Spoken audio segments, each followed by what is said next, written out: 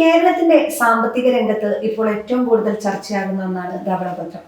പുതിയ സർക്കാർ ബജറ്റ് അവതരിപ്പിക്കുന്നതിന് മുൻപ് ധവളപത്രം പുറത്തിറക്കും എന്നാണ് പറയുന്നത്. എന്താണ് ഈ ധവളപത്രം, ഇതിലെ കണക്കുകൾ എന്താണ് നമ്മളോട് സംസാരിക്കുന്നത് എന്നൊക്കെ ഈ വിഷയത്തിൽ സംസാരിക്കാൻ വേണ്ടി ഹരിപ്രിയ നമ്മളോടൊപ്പം ചേരുന്നു. നമസ്കാരം ഹരിപ്രിയ.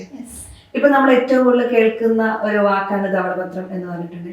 എന്താണ് ഈ ധവളപത്രം, ഇതിലെ കണക്കുകൾ നമ്മളോട് എന്താണ് കമ്മ്യൂണിക്കേറ്റ് ചെയ്യാൻ ശ്രമിക്കുന്നത്? ഈ വൈറ്റ് പേപ്പർ അല്ലെങ്കിൽ ധവളപത്രം എന്ന് പറയുന്നത് ഒരു വിഷയത്തെക്കുറിച്ച് അതല്ലെങ്കിൽ ഒരു സ്ഥിതി വിവരങ്ങളെ കണക്കുകളെ കുറിച്ച് സർക്കാർ അല്ലെങ്കിൽ ഒരു സംഘടന ഡീറ്റെയിൽഡ് ആയിട്ട് അവതരിപ്പിക്കുന്ന ഒരു ഗൈഡിനെയാണ് നമ്മൾ ഈ ധവളപത്രം എന്ന് പറയുന്നത്. അതായത് ആ ഒരു വിഷയത്തെക്കുറിച്ച്, പ്രസ്തുത വിഷയത്തെക്കുറിച്ച് വളരെ ഡീറ്റെയിൽഡ് ആയിട്ട് തന്നെ ഉണ്ടാക്കുന്ന ഒരു റിപ്പോർട്ട് അല്ലെങ്കിൽ ഒരു ഗൈഡിനെയാണ് ധവളപത്രം എന്ന് പറയുന്നത്. അപ്പോൾ ഈ വൈറ്റ് പേപ്പർ അല്ലെങ്കിൽ ധവളപത്രം എന്നുള്ള ഒരു കൺസെപ്റ്റ് വന്നത് ബ്രിട്ടീഷ് ഗവൺമെന്റിൽ നിന്നാണ്. ഈ ഒരു പേര് വരാൻ കാരണം ബ്രിട്ടീഷ് ഗവൺമെന്റ് ആണത് കൊണ്ടുവന്നത്. അവരുടെ നമ്മൾ ഫോളോ ചെയ്ത് വന്നതാണ്. അപ്പോൾ ബ്രിട്ടീഷ് ഗവൺമെന്റ് അവരുടെ റിപ്പോർട്ടുകൾ, സർക്കാർ വലിയ വലിയ റിപ്പോർട്ടുകളൊക്കെ അന്നത്തെ കാലത്ത് ബ്രിട്ടീഷ് ഗവൺമെന്റ് നമ്മളെ ഭരിച്ചിരുന്ന സമയത്ത് അങ്ങനത്തെ റിപ്പോർട്ടുകളൊക്കെ ഉണ്ടാക്കുമായിരുന്നു. അപ്പൊ പല രീതിയിലാണ്, പല കവേഴ്സ് ഉപയോഗിച്ചിട്ടാണ് അവര് ഈ റിപ്പോർട്ടുകളൊക്കെ അവതരിപ്പിച്ചിരുന്നത്. അപ്പോൾ 100-ലധികം പേജുകളുള്ള ബൈൻഡ് ചെയ്തിട്ടുള്ള വലിയ വലിയ റിപ്പോർട്ടുകൾ പബ്ലിക്കിന് വേണ്ടിയിട്ട് അവര് പ്രിപ്പയർ ചെയ്യും.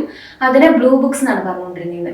അതല്ലാണ്ട് പെട്ടെന്ന് എമർജൻസി വന്നു, ഒരു അടിയന്തര ആവശ്യം അറിയിക്കാനുണ്ട്, ജനങ്ങളെ അറിയിക്കാനുണ്ടെന്നുണ്ടെങ്കിൽ അവര് ഒരു പ്രത്യേക റിപ്പോർട്ട് തയ്യാറാക്കിയിട്ട് അതൊരു വൈറ്റ് പേപ്പറിൽ ബൈൻഡ് ഒന്നും ചെയ്യാണ്ട് പ്രസന്റ് ചെയ്യും. അങ്ങനെയാണ് ഈ വൈറ്റ് പേപ്പർ എന്നുള്ള കൺസെപ്റ്റ് വരുന്നത്. അത് ഫോളോ ചെയ്തിട്ട് നമ്മളും ഫോളോ ചെയ്യുന്നുണ്ട്.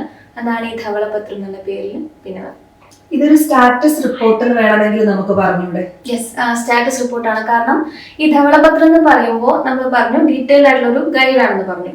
അപ്പോൾ ഇപ്പൊ നമ്മുടെ കേരളത്തിലാണ് ഇപ്പൊ ധവളപത്രം സർക്കാർ അവതരിപ്പിക്കാൻ പോകുന്നത് പറഞ്ഞു. അപ്പൊ നമ്മൾ സർക്കാർ മെയിനായിട്ട് ഉദ്ദേശിക്കുന്നത് ഇങ്ങനെയൊക്കെയാണ് കാര്യം.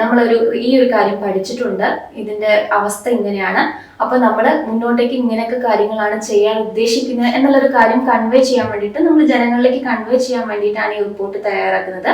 അപ്പോൾ നമ്മുടെ കേസ് വരുന്ന സമയത്ത് നമ്മുടെ സാമ്പത്തിക സ്ഥിതി എന്താണ് എന്നുള്ളത് സർക്കാർ നമ്മളോട് പറയാണ്. അപ്പോൾ ഇങ്ങനെയാണ്, നമുക്ക് നിലവിൽ ഖജനാവിൽ ഇത്ര പൈസയാണ് നമ്മുടെ കയ്യിലുള്ളത്.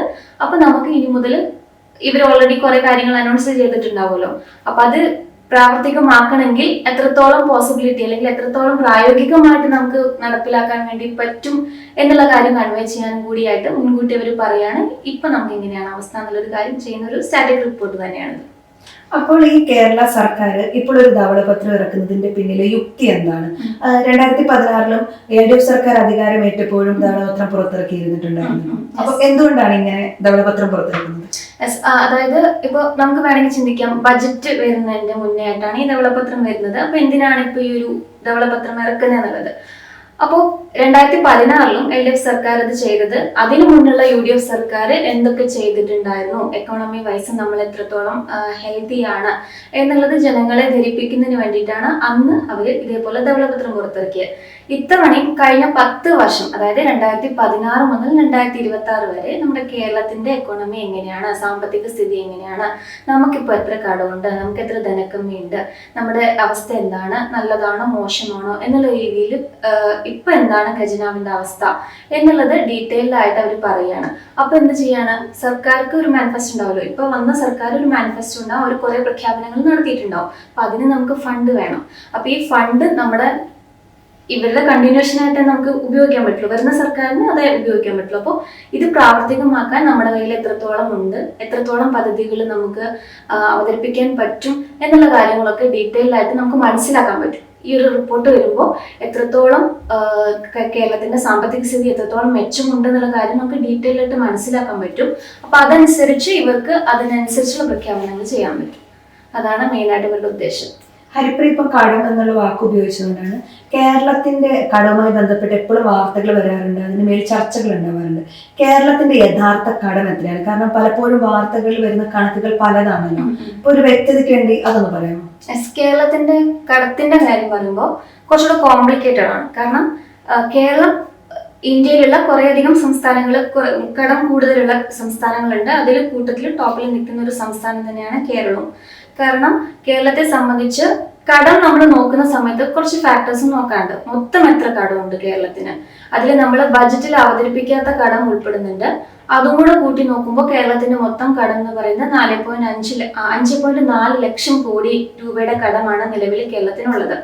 അതിന്റെ പുറമെ തന്നെ നമുക്ക് ഈ ക്ഷേമ പെൻഷനുകൾ അല്ലെങ്കിൽ കടമെടുത്തത്, അതായത് കിഫ്ബി വഴി അങ്ങനെയുള്ള കടമെടുത്ത കുറച്ച് കണക്കുകളുണ്ട്, അതൊരു തുക വരുന്നുണ്ട്. പിന്നെ ഡെപ്റ്റിന്റെ ഗ്രോത്ത് ആണ്. അത് ഈ കഴിഞ്ഞ കുറച്ച് വർഷങ്ങളായിട്ട് നോക്കുകയാണെന്നുണ്ടെങ്കിൽ നമ്മുടെ സംസ്ഥാനത്തിന്റെ സാമ്പത്തിക കണക്കുമായിട്ട് കമ്പയർ ചെയ്യുന്ന സമയത്ത് GSDPയുടെ 34% ആണ് നമ്മുടെ ഡെപ്റ്റ് എന്ന് പറയുന്നത്. അതായത് നമ്മൾ കുറച്ചുകൂടെ സിമ്പിൾ ആയിട്ട് പറയുകയാണെന്നുണ്ടെങ്കിൽ നമുക്ക് ഒരു വർഷത്തിൽ എത്ര രൂപ കടം തിരിച്ചടയ്ക്കണം, അതായത് നമ്മളുടെ ഖജനാവിൽ തന്നെയാണ് എടുത്തിട്ട് കടം കൊടുക്കുന്നത്.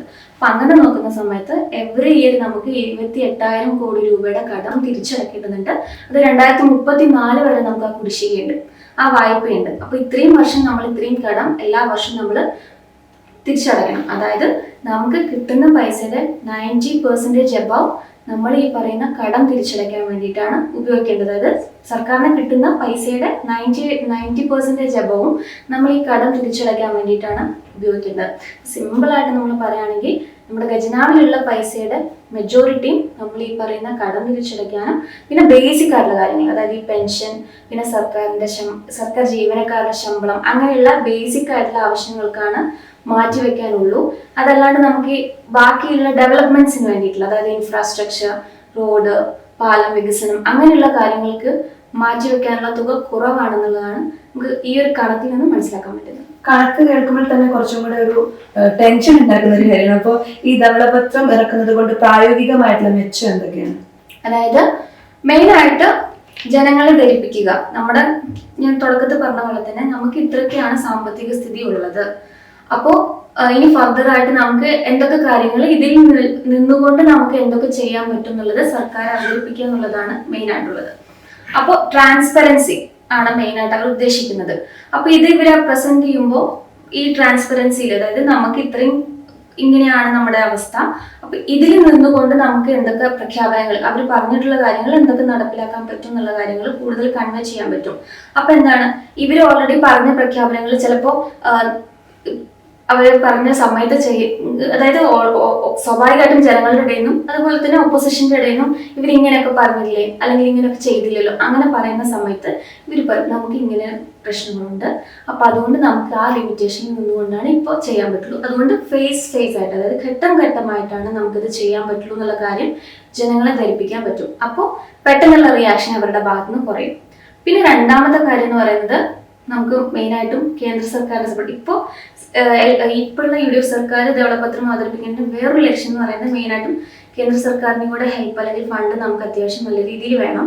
അപ്പോൾ അവരുടെ അടുത്ത് മുന്നിൽ നമ്മൾ ചെന്നിട്ട് പ്രസന്റ് ചെയ്യണമെന്നുണ്ടെങ്കിൽ നമുക്കിപ്പോൾ ഈ ഒരു സ്റ്റാറ്റിക് റിപ്പോർട്ട് കാണിച്ചു കഴിഞ്ഞാൽ നമുക്ക് ഇത്രയും പ്രശ്നങ്ങളുണ്ട്, നമുക്ക് ഇത്രയും കുറവുകളുണ്ട്, അപ്പോൾ കാര്യമായിട്ടുള്ള സഹായങ്ങൾ കേന്ദ്രത്തിന്റെ ഭാഗത്തു നിന്ന് വേണമെന്ന് നമുക്ക് ഒഫീഷ്യലായിട്ട് തന്നെ ഈ കണക്കുകൾ കാണിച്ചുകൊണ്ട് കൂടുതൽ എന്തെങ്കിലുമൊക്കെ സഹായങ്ങൾ ചോദിക്കാൻ ഈ ഒരു റിപ്പോർട്ട് നല്ല രീതിയിൽ നമ്മളെ സഹായിക്കും. അപ്പോൾ ഇനി വേറൊരു പോസിബിലിറ്റി ഉള്ളത്, ഇനിയൊരു പോസിബിലിറ്റി ഞാൻ പറയുന്നത്, ഇപ്പൊ എന്തെങ്കിലും തരത്തില് നികുതി വർധനവോ അതല്ലെങ്കിൽ ഇപ്പൊ പ്രഖ്യാപിച്ചുകൊണ്ടിരിക്കുന്ന ഏതെങ്കിലും ആനുകൂല്യങ്ങള് ഒരു മുടക്ക് അല്ലെങ്കിൽ കുറയ്ക്ക് എന്തെങ്കിലുമൊക്കെ ചെയ്തു കഴിഞ്ഞാൽ സ്വാഭാവികമായിട്ടൊരു പ്രതിഷേധമോ അല്ലെങ്കിൽ ഒരു അഭിപ്രായക്കുറവ് നമുക്ക് വരാനുള്ള സാധ്യത ജനങ്ങൾക്കിടയിലുണ്ട്.